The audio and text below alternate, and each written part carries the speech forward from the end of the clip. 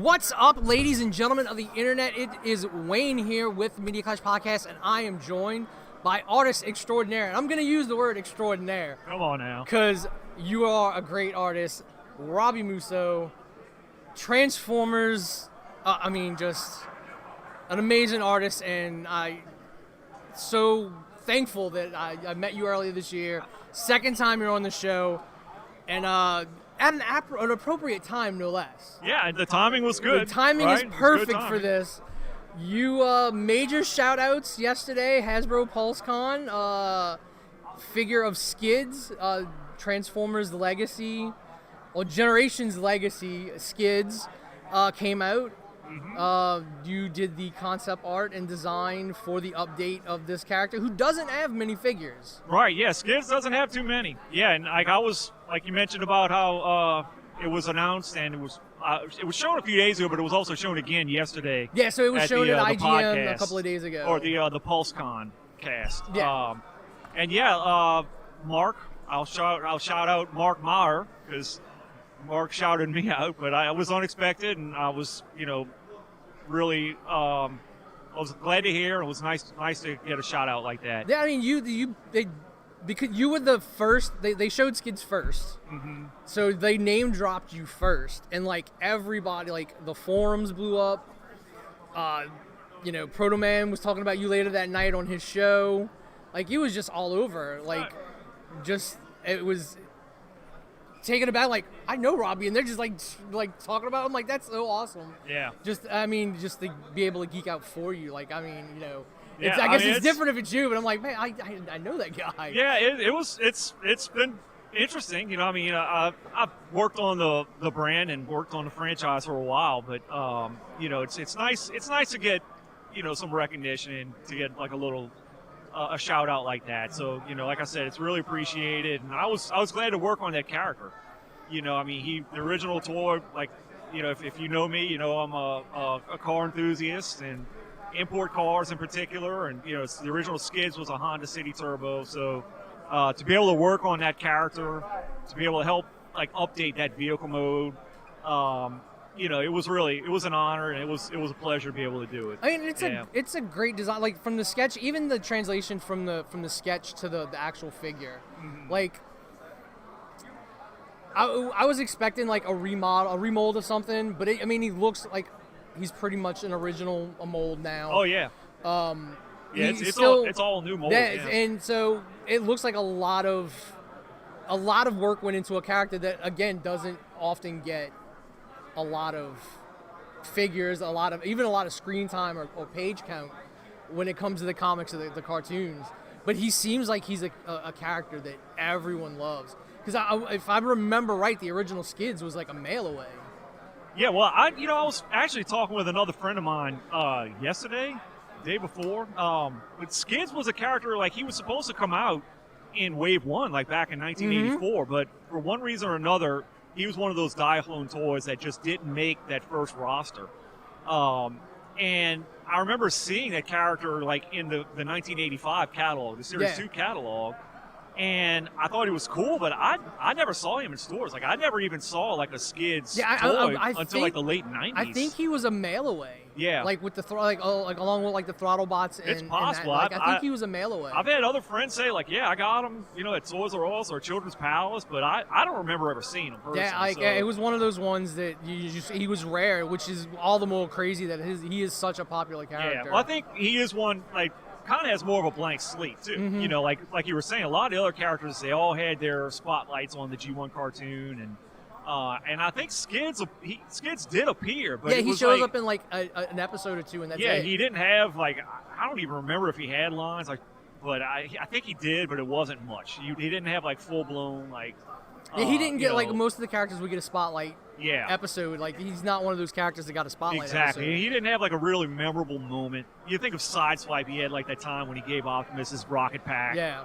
Or like, Brawn flashes, infrared to find like Ravage like on the side of the mountain. So you had all of these little moments that all the other characters had, but Skids really didn't have that. So I think he really is sort of like a blank slate for a lot of fans and a lot of like 80s kids like us who grew up at that time period, but didn't really have anything to really like build upon with that character. So yeah, he was always kind of one of those, just like, I wonder what he's like. And then he's gotten some love in the comics. Over the years. Yeah, and he had a cool arc in the '80s comic too. Like it was, and it was actually the Marvel comic did give him like a little bit of a feature, but not all of us had access to the comics as kids. Like all of us had access to the cartoon because it just came on TV. But with the comics, you know, even back then, unless you actually went to the comic store or kept up with it, you didn't know that Skids had any kind of, you know, really character development at all. Yeah. So just for those who don't know, like, what is the process like when it comes to, like, how far out did you start work on that character, the design? It was probably, if I'm thinking back, I think I first started talking with was Mark. I don't know if it was like July or August of last year, of 2020. So, you know, and I think by the time I actually had the drawings done and we had it like ironed out, you know, because there's a lot of back and forth. You know, we do revisions. You know, have to make adjustments and stuff. So, I mean, it may have been September or October by the time, you know, I sent him the final drawings. You know, the drawings that I posted, you know, on social media and stuff. So, you know, and they just announced it and showed it like a couple of days ago. So, you're talking about over a year. Yeah, him and Bulkhead got shown on IGN a couple of days before the actual PulseCon. Right. And when you had put out that the basically like that tech sheet looking like the drawings, like it went up all over. Like it was the TF2005.com, like the forums and their main news page put that up. Like it was like, because I think as someone who's a fan of the line and who buys the line, we haven't gotten a lot of official reveals for anything that was coming up. Right. I think a lot of Wave 4 of Kingdom just got released without them even talking about it. Like Tigertron came out, nobody knew. Which is a pleasant, refreshing like surprise. Yeah, too, like it was. We all knew. Like the leaks were out of the list of the toys that were coming. Yeah. But Hasbro didn't bother showing them. Right. They just showed up in the stores. Right. So like this, when IGN put the IGN launched the Bulkhead and the Skids, and then you put that up, I think everybody was just kind of like, ooh. Like we like, this is actual official Hasbro. It's not coming from someone who's buying a stolen toy and putting it up months ahead of time. Because their big final reveal at the con was the reformatting Galvatron. Oh yeah, that thing was awesome. That came with the accessories to go with Unicron, and somebody had put that up like a week or two ago. Oh, okay. Online. All right. Because they had gotten a hold of it out of the factory. So it was. I think a lot of people were really happy with just the fact that here's this character that's loved by fans. It's not, we knew it was coming, but it hadn't leaked. Like really, other than we're getting a Skids in Legacy. Right. But we got the first actual look at it was official. Right. So I think that was a big part of like, oh my God, and it just blew up everywhere. Yeah, there were no spy photos, there were no blurry photos of it. Yeah, nobody nobody snatched it from the warehouse, threw it on their bed, and took a picture of it and uploaded it. Nobody standing in front of it, like at the glass cabinet, like at a show in in Australia or something like that. So yeah, it did get a proper official announcement. So. Yeah, it was cool to see, and it was cool to see it like in the flesh, because up to that point I had seen like CGI renders of it, so I saw what the final product was possibly going to look like, or most likely going to look like, but to actually see it like in molded plastic was just it's always a really cool thing, you draw this stuff and you work on it, and having worked on like the comics and like the toys, comics, like the turnaround is like a lot faster.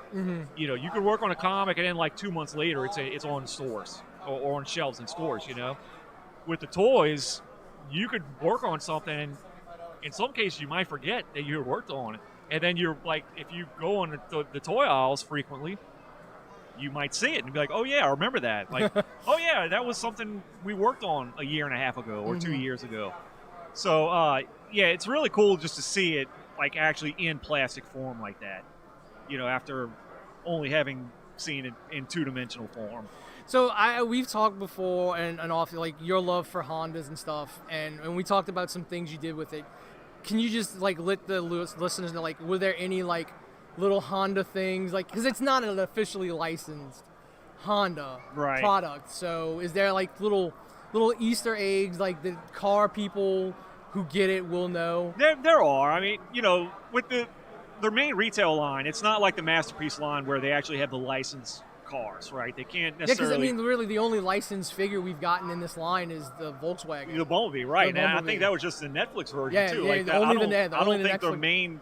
I don't know the licensing rules, so don't. This isn't like an announcement or like any kind of like. This isn't me clarifying, but from what I understand, like I've only seen that it's only the Netflix one that's getting that Volkswagen. Yeah, that Volkswagen release, mold's only that Netflix Bumblebee. With the main generations line, all those vehicle modes, they kind of have to be like proxy versions, or like modified versions of what the G1 vehicles originally were. And they can come close, but you do have to make enough changes to where it doesn't infringe on any copyrights, right? So, with Skids, it was the same way. The original car was a Honda City Turbo.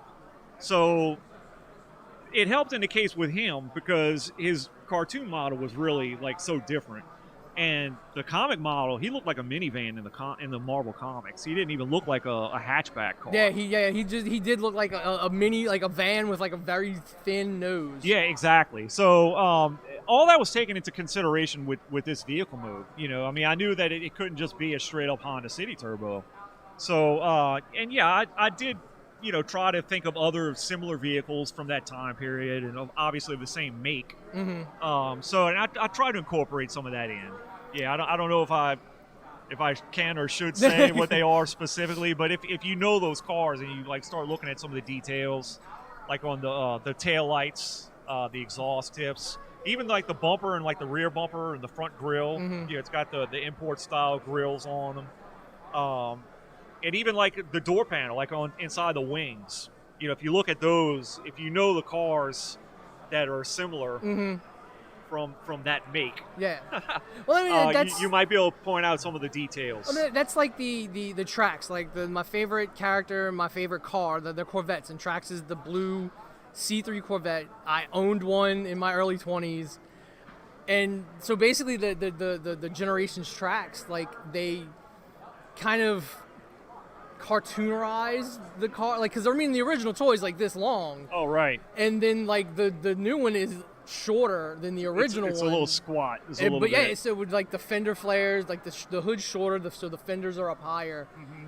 They incorporate like his feet look like the front ground effects that would have been on like the 80s model. Oh yeah. The 80s model front end. He doesn't have 4 round tail lights. He's just got 2 round tail lights and then 2 square ones. So I mean, it's to keep away. Like, no, it's not an exact duplicate of. That's the thing though. Like in the case of like a Corvette, there are certain signature elements that are like undeniable. Yeah. And one of the things, like you said, like the Corvette, one of the signature features of a Corvette are those 4 circular taillights on the back of it. So by omitting that, it's not a definitive feature that would say like, oh yeah, that's definitely a Corvette Stingray. And if you look at like Sideswipe and Sunstreaker, neither one of them are Countachs, but if you look at their features, you look at it, that's a Lamborghini. You probably could pick out features from various like cars of the same. Because especially like Sunstreaker, the Earth, because he just got an Earth mode. He didn't get a Cybertronian mode, but his Earth mode has like the angular rear tire wells, right? But the front end's not as right, and they don't. Molded. They also don't have like the big Countach intakes on the sides. Yeah, too. Like it's more level. It actually looks a little bit more like another, like one of the successors of the Countach. It's almost like they went like, all right, let's do a Countach Diablo, and just bring those in together. And that was really like my exact mindset with going in with Skids. Like it was like, take some features from the original toy, the original vehicle, but incorporate other features from it, like from other models that are similar to that one. So that if you are familiar with like the brand and like the aesthetic of it, you should be able to pick out like a few key details on it. And then speaking of cars and robots, your own property, your creator-owned property. Are there any updates since we last talked about what you've been working on? Yeah, not much more than I've had a lot of really positive response for. You know, story-wise, like there's a lot more that I've like brainstormed and I've developed and like I've written down. It's just stuff that I haven't actually realized in visual form yet. Because I'm still like trying to get a pulse on it. You know, like I think I just introduced like the first bit of it like back in May. So it's still very, very like early, very ground level. When we talked before, it was like very early. It was like, yeah, I think it like when was the other like Showcase June? Con? Yeah, Like it may have been like a month. It may have been just like a couple of weeks before that. But I've really been wanting to get like a pulse on what people thought of it, people's opinions, and so far it's been really positive. So it's encouraging, makes me want to like go forward with it and continue to like develop it. You know, I've made other things, other material, like to sort of promote it. You know, like I've got pins, I've got prints, I've got a few more art pieces that I've done for it. But as far as like plot and story wise, like there's still a lot that's very much in the works. Okay, yeah. I mean, like the designs on those mechs are they're great. Like they are absolutely. I mean, Transformers is iconic. You know? And it's just like the bipedal versions of the Robotech jets. You know, but your style. I mean, because you work on Transformers, it fits in very well. I mean, I mean, it just looks. I mean, to me, it looks amazing. I'm a car guy and a big robot guy, so I love it. So I mean, same here. I can't find any fault in it. But I mean, I really can't wait to see like the full story. Thanks, and man. It's like I said, a lot of people ask me about it, and all I can say is like there's more coming, and the ideas are still like I'm still really developing a lot that I just haven't visualized yet. And just stuff that I need to work out in terms of like what can work for the story, basically. Because I do have a solid overall concept for it, but there's just there actually I have like a finale, but it's just like there's like work into it. Yeah, there's a lot in between that I need to work up to it. But one thing I've been like saying is like I have a what, I'm working on the how and the why. So, or the why and the how. So I have the what it is, but I have to figure out like, so why it is what it is and how it's all going to unravel and unfold. So I mean, it's cool to be here with you in that early process, so you can check back and just see it build on itself. I wanted to have more for today. I really want to have more for today, but it's just stuff. Yeah, I mean the prints that you have over there, I mean they look amazing. Like thanks. I just. And I preach the gospel of Robby whenever we talk. Whenever I'm on the forums and I talk about too much. We talk about Transformers. I'm just like, the last interview we did back in June, I threw up and it got good. Like people were interested. So I mean, people are out there and they want it. I mean, I think it's gonna be do really good. Whatever you do with it, people are gonna eat it up. Thanks, man. Yeah. I mean, the only other thing we could talk about, qualifying just started. Oh, I know, right? F1. Qualifying just started. The U.S. Grand Prix is happening this weekend. The U.S. Grand Prix is happening this weekend. You're a Max guy and a Honda guy. Yeah, if I wasn't here, I would be there. Yeah. Yeah. So, I'm just going to ask, what do you think? I mean, yeah, you want Max to win. Do you think is that going to be how it's going to play out this season?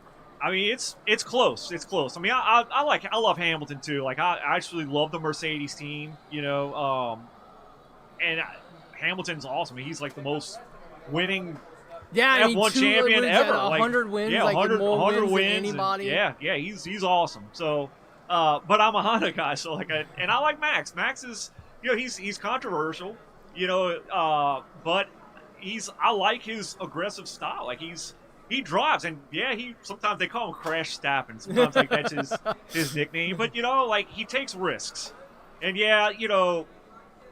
it's F1. It's the sport, right? It's like when they race, they want to go out there and they want to win. I mean, he's so young. He's gonna be around for so Dude, long. and that's what's crazy. He's Like, been, you have he's to been, remind, he's been in F1 for like 7 what is years. he, like 23? And he's 24. Yeah, I remember when he started. I think his first race in F1 was like at 16 or 17. Yeah, so my first race, I went in 2016. That was like my first introduction to Formula One. I think that was Max's like second year.